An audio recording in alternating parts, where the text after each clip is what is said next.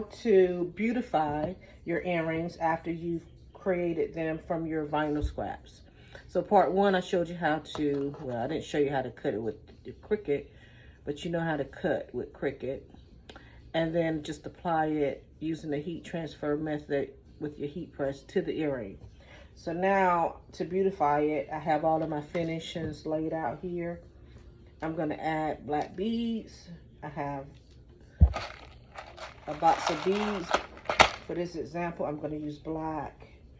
I have my earring hooks, my wire, and my eyelets. I use eyelets in the holes.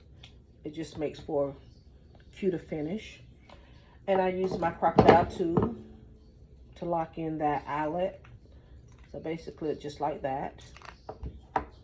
I also use my crocodile tool to punch the hole. You have two sides. You have a small hole and a bigger hole. I use this bigger hole for my adult earrings. This side with the smaller hole, you can offer, you know, a smaller version of the adult earrings for the children. And then you would use the smaller grommets and the even thinner wood. So that's that. You're gonna need your pliers and your earring tools. All right, so I have everything laid out, so I'm just gonna assemble this together. Put my grommet in and punch softly. You don't want to smash the front of it like I've done several times.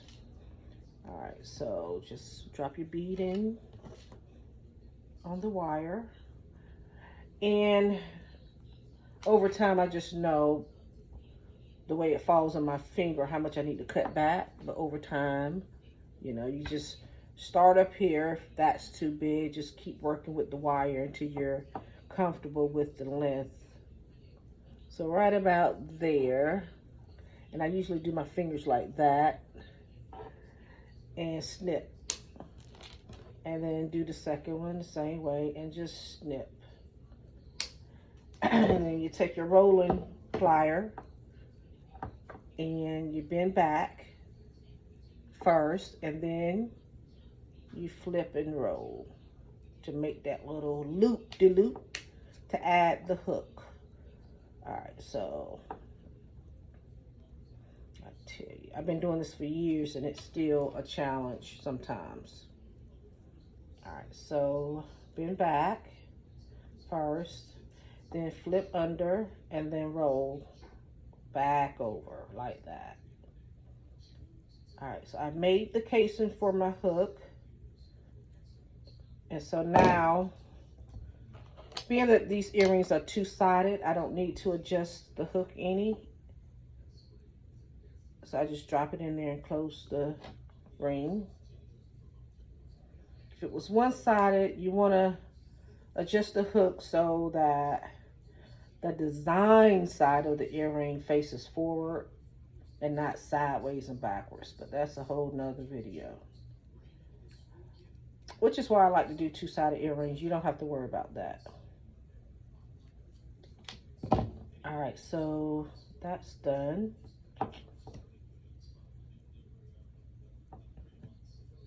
And I get all of my finishings out of Michael's, Hobby Lobby, Amazon. And for the hook part that's going to go inside the ear, you want to make sure you get nickel free. Because some of this stuff comes from China, and if it doesn't say nickel free, then you don't buy it. Make sure it says it. You don't want your customers breaking out in the ear. So far, so good. I have not had any allergic reactions to the Michael hooks or the Hobby Lobby hooks or the Amazon hooks.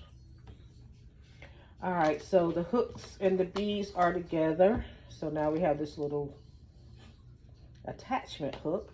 Just drop it in this hole and attach your bead that you just assembled, and then close it.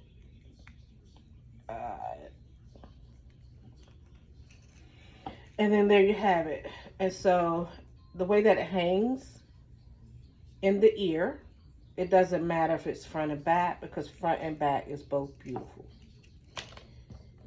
But if I had one-sided painted artwork and nothing on the back, I would maneuver this hook to make sure it always lays showing the design side. All right, so there you go. There you have it. And on my website, I offer custom names. It's an affordable way where you can offer a custom earring design. And they sell very well. I mean, they sell now better than my t-shirts. I started making earrings just to use up the scrap t-shirt vinyl. And now I'm buying vinyl just to make earrings. And every so often I have a few t-shirt orders.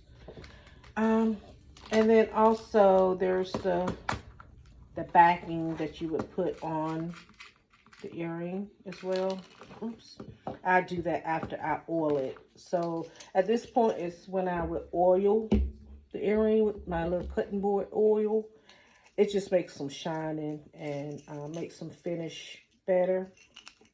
I'm gonna take it to my kitchen workstation. I don't want oil everywhere, but just oil out of Michael's or wherever you can find oil. I've also used olive oil out of the grocery store. So either or works very well. And then you would just hang them up to dry, and these will go out in the mail tomorrow to my customer. So, so that's part 2.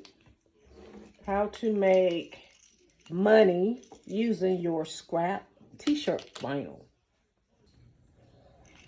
All right, one more step is prepping the wood from unfinished to a finished look.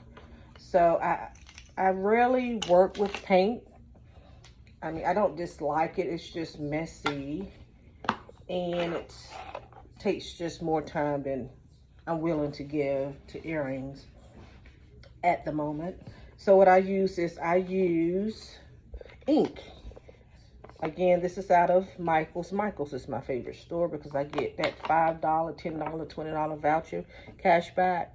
And I usually go in there with a coupon and cuts my bill in half. So I use, what is his name? Holtz.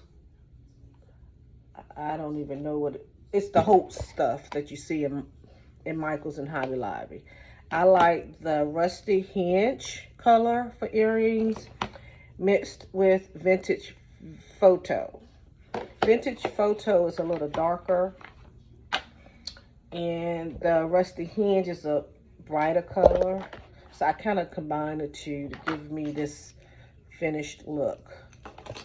So basically I use the Holtz tool, blending tool, and I start with the red looking ink, and I just lightly brush across, basically. Front and back, lightly brush both earrings. Like so. My battery's dying. So let me hurry up. Lightly brush. And this ink lasts so much longer. And it's not as messy as paint. So once I do front and back, I switch to the darker color. Just give me some layers and lightly brush again.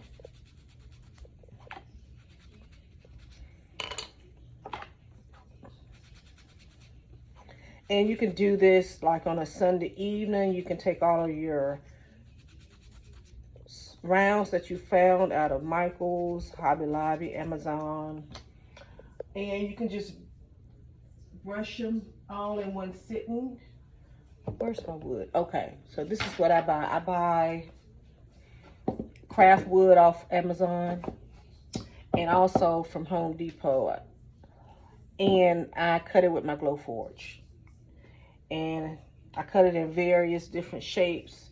These are the smaller 2-inch earrings. I have 2.5-inch wood cuts available also for other designs that are bigger. But yeah, once I cut them out with my Glowforge, I just sit one evening and just start brushing the ink on these blanks.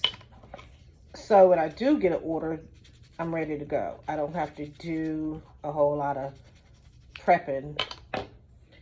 Oh, I usually end with a slight brush of the red on top. It's just, you don't have to do 3 coats, but I'm just extra sometimes. All right, so that's that. And like I was saying, while I'm watching TV in the evenings, Lifetime Marathon, this is what I'm doing. I'm inking earrings and punching holes and watching TV, or trying to, and prepping beads. So I have everything ready to go.